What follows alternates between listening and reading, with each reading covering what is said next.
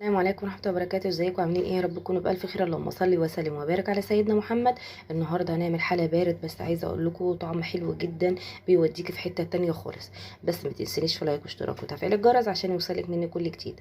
معايا هنا بسكوت سادة وبسكوت بكريمة، ممكن يكون نوع واحد بس، ومعايا كمان شوكولاتة، اي شوكولاتة عندك، او ممكن الشوكولاتة البيتي اللي انت بتعمليها في البيت، اللي هي نص كوباية لبن، نص كوباية سكر، نص كوباية زيت، وعليهم 3 معالق من الكاكاو الخام او معلقتين.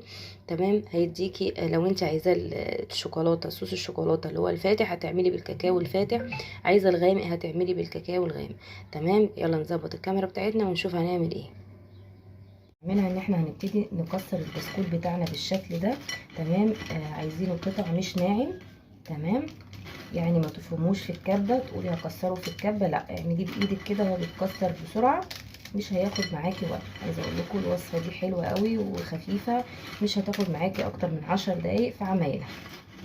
بالنسبه للبسكوت، تقللي تكتري، دي حاجه ترجع لك، وكمان نوع البسكوت اللي انت تحبيه وتفضليه.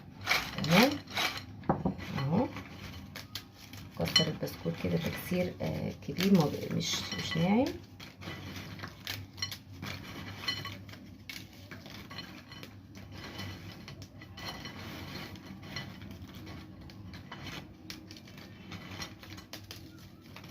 نقي بسكوت تكون عضميته ناشفه شويه، ما تكونش اللي هي ناعمه زي النواعم والكلام ده، عشان يبقى متماسك معاكي في الوصفه.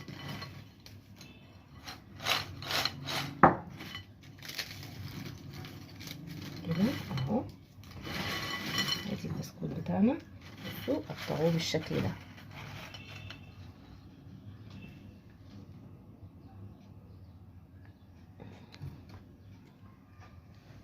قطعوه بالشكل ده.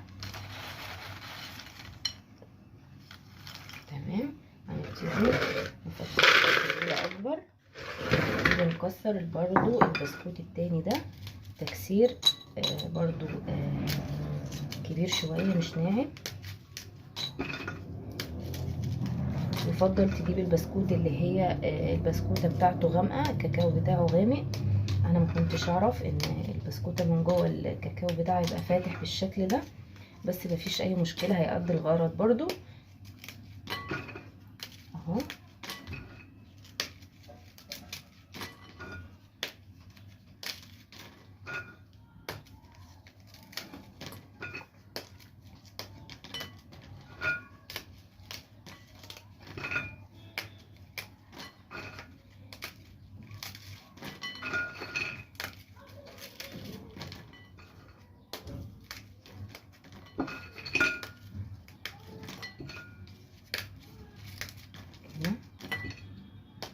كده احنا قطعنا برضو النوع التاني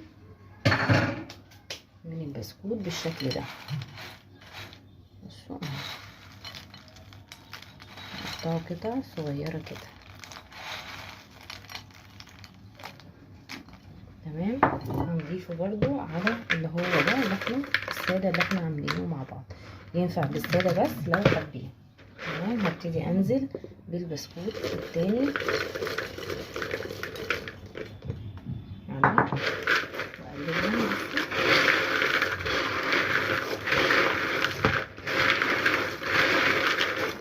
مع بعض كده الاول، وبعد كده هنزل بالشوكولاته. بعد كده هبتدي انزل بالشوكولاته بتاعتي، بسم الله الرحمن الرحيم.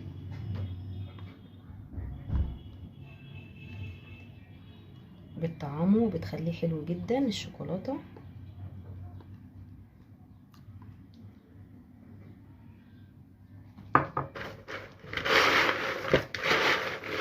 حد يقول لي ينفع بسكوت العيد لو عندي منه اعمل؟ ينفع كل بسكوت، عندك بواقي بسكوت العيد هينفع، هنضيف بس عليه، او عندك بيتي فور برضه هتقلبي الاتنين على بعض وتعملي.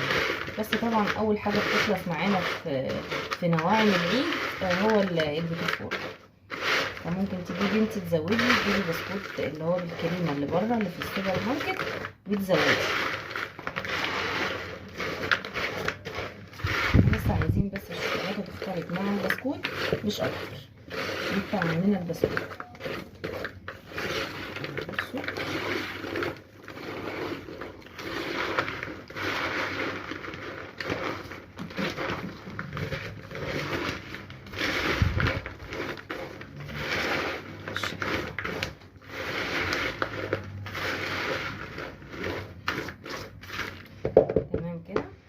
هبتدي بقى اجيب المقادير التانية اللي احنا هنعملها مع بعض عشان نضيفها على البسكوت. المقادير التانية اللي معايا لبقية الوصفة: معايا كوباية كريم شانتيه، معلقتين بستر كريم، معايا كوباية لبن تلج اهو، بصوا كله عامل قطع تلج، معايا معلقتين كبار من الجيلاتين، ومعايا كمان كوبايه ميه برضو ساقعه عشان خاطر الكريم شانتيه يتماسك معايا بسرعه.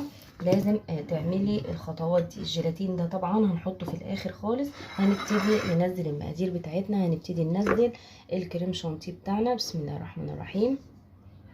الكريم الشانتيه الخام احسن بكتير من اللي انتي بتشتريه سايب من عند اي حد. اشتري نوعية كويسة، بدل ما تروحي تجيبي مثلا ب50 جنيه نوعية مش كويسة، مش هتديكي نفس النتيجة من ابو مثلا. بتجيبي مثلا ب50 جنيه من عند حد كويس، نوعية كويسة، ممكن يكون 100 جرام، افضل بكتير ما بتجيبي مثلا ربع كيلو ب50 جنيه مثلا. تمام. البستر كريم اهو بيظبط طعم الكريمه بتاعتنا، بيخليها طعمها حلو جدا وفي حته تانية خالص.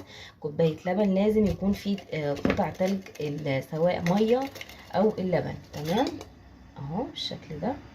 وهنضيف كمان كوبايه الميه، وهبتدي اضربهم بالمضرب اللي بالكهرباء، او لو عندك كبه هتغيري السلاح بتاع البلاستيك وتعمليهم في الكبه، هيطلع معاكي برضو حلو قوي وهيأدي الغرض. تمام.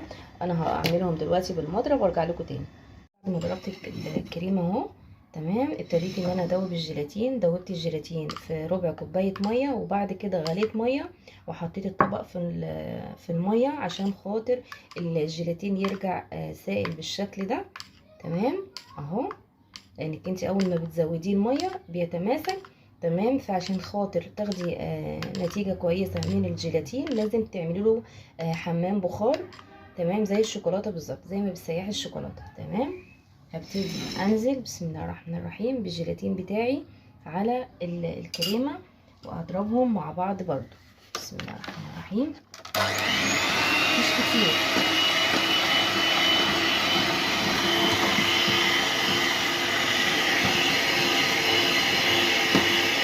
خلاص بعد ما حطيت الجيلاتين هبتدي انزل بيه على البسكوت بتاعنا. بسم الله الرحمن الرحيم. بسم الله. بصوا بقى ناعم قوي.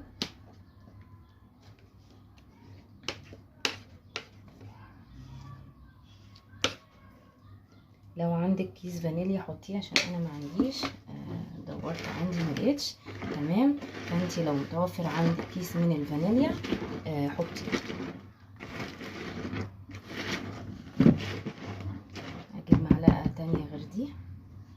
خلاص بعد ما قلبت الكريمه وغيرت المعلقه، تمام، عشان اعرف اتحكم فيها. المعلقه السيليكون دي بتبقى طريه شويه. انا عندي هنا قطع بتاع ده 3 صوابع من الموز، هبتدي اقطعهم. بس الموز ده خليه في الاخر خالص عشان خاطر الموز لونه بيغير. عندك فراوله حطي فراوله بجد، لكن الموز بيدي طعم حلو قوي. جربي حطي الموز مع البسكوت وهتشوفي النتيجه. تمام. مش كتير، هما 3 صوابع. لو كمان عندك موز مستوي حطي، هيبقى طعمه احلى. تمام. هحط كمان شويه من الكريمه الباقي.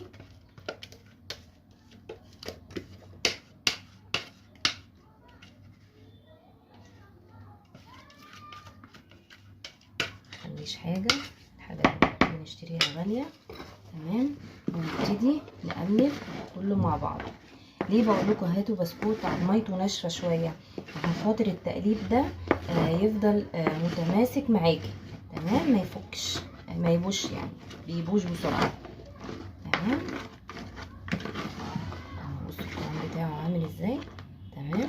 هنجيب بقى الحاجه اللي احنا هنقدم بيها. انا عندي طبق بايركس بالشكل ده، حاطه فيه كيس تلاجة قسماه نصين كده فتحاه، وحطاه عشان خاطر لما اجي اقلبها تتقلب معايا بكل سهوله. بسم الله الرحمن الرحيم.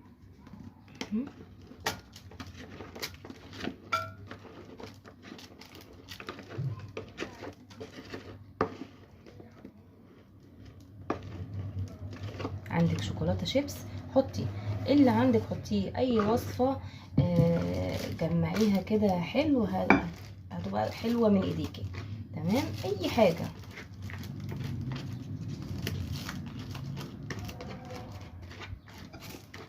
اضغطي كده بالشكل ده.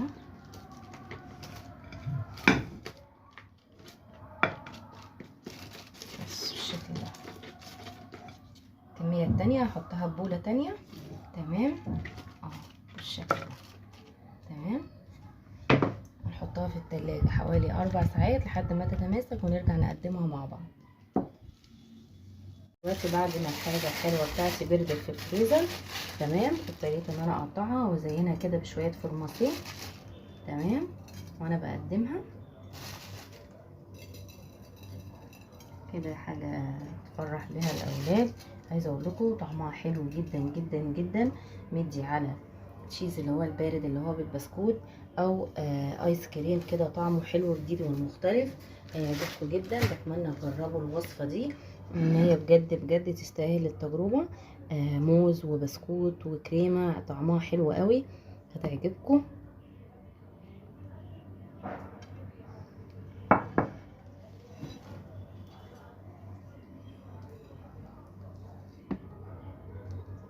بصوا البسكوت عامل ازاي من جوه، بجد طعمها حلو قوي والله. الطعم جميل جدا جدا، طعمها لذيذ لذيذ لذيذ. بصوا بسم الله ما شاء الله، حلوة قوي وخفيفة. اتمنى تجربوها. متنسونيش في لايك واشتراك وتفعيل الجرس عشان يوصلك مني كل جديد بأمر الله.